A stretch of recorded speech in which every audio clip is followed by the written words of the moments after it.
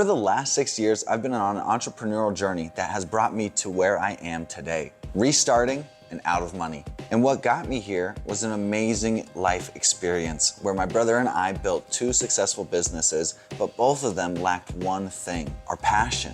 You see, while we were doing these businesses, we always had one thought in mind. Once these businesses make enough money, then we can really focus on our own YouTube channel. We were chasing money as opposed to chasing joy in life. And where we find our joy in life is right here, working on our YouTube channel. So today, I'm going over the 5 mistakes that I've made leading me to where I am today.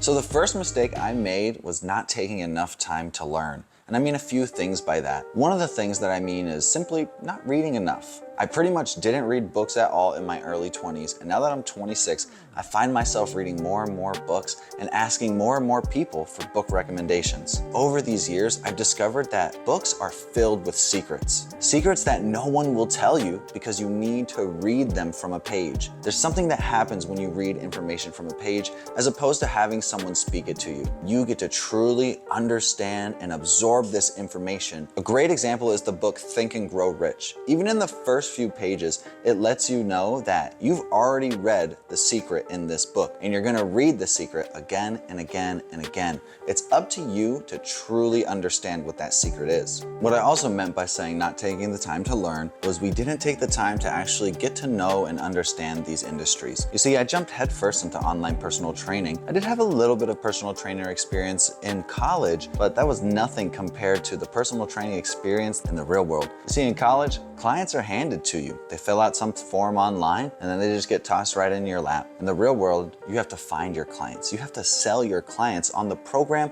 and on the service that you're providing. The second mistake that we made was not having a consistent source of income. So instead of having a part-time job or something like that, we just dove headfirst into the entrepreneurial grind. And if you've never been around an entrepreneur or you've never tried being an entrepreneur, there's one thing you should know. It's a grind. It takes time. And when you have a consistent source of income, it makes it so that you can last a lot longer. And doing it this way also meant that we were risking it all the time. So at any moment, if the carpet got pulled out from under us, there was a hole in the floor that we were gonna fall through. And so since we didn't take the time to learn, we had to risk everything and we had to learn from failure. And trust me, there were plenty of failures along this journey so far. Now, some of you may be thinking, wait a second, if you were an entrepreneur, aren't you signing up for not having a consistent form of income? Absolutely. Now, with that being said, there is still something I like to maintain in my life, which I call the holy trinity of being okay. One of my best friends that I grew up with gave me an amazing piece of advice in my freshman year of high school.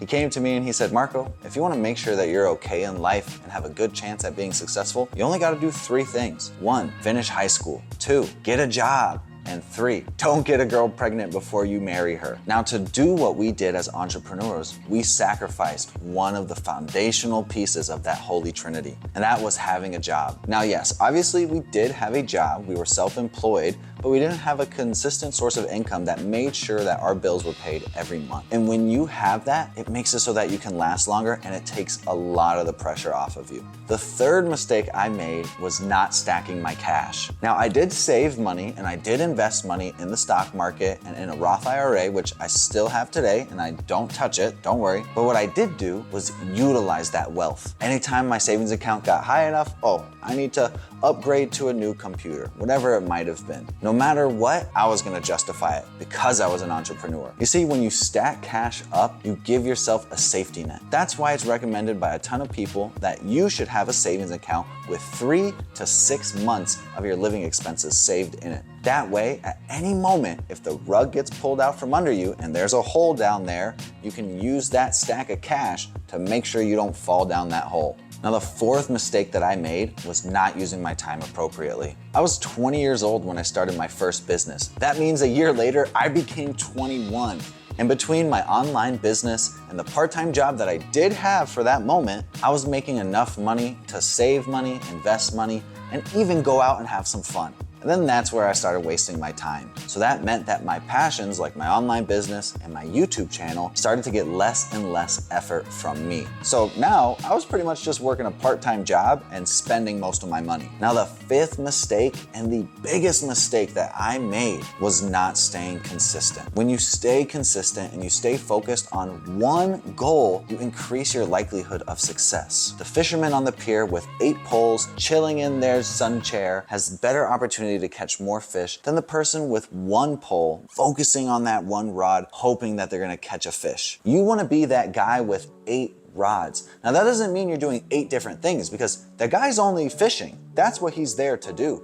He just has 8 rods in the water. So what that meant for me as an online personal trainer was all of these things that I'm doing to get clients, I need to consistently keep doing them and find out ways to do it more and do it even better. I didn't realize that. I thought that I could just keep doing the same stuff and getting the same results, which would mean that I would grow my business. Unfortunately, what that actually means is that your business kind of just stays in one area. So I flatlined out until one point my business started declining. So what did I do? I ran away from it. I decided to not stay consistent and started another business with my brother. The one thing that was consistent but never got enough energy was this YouTube channel. So that's why we're focusing on it now. I'm starting over. I'm 26 years old. I have no money. I have a ton of debt, and I have all the time in the world left. So the first thing that I did is I made sure to reestablish that holy trinity. And now I have a job. I've also put myself on a 2-year financial plan to pay off all of my debt. And I know some of you might be like, dang, Marco, 2 years? Isn't that a lot of time? No,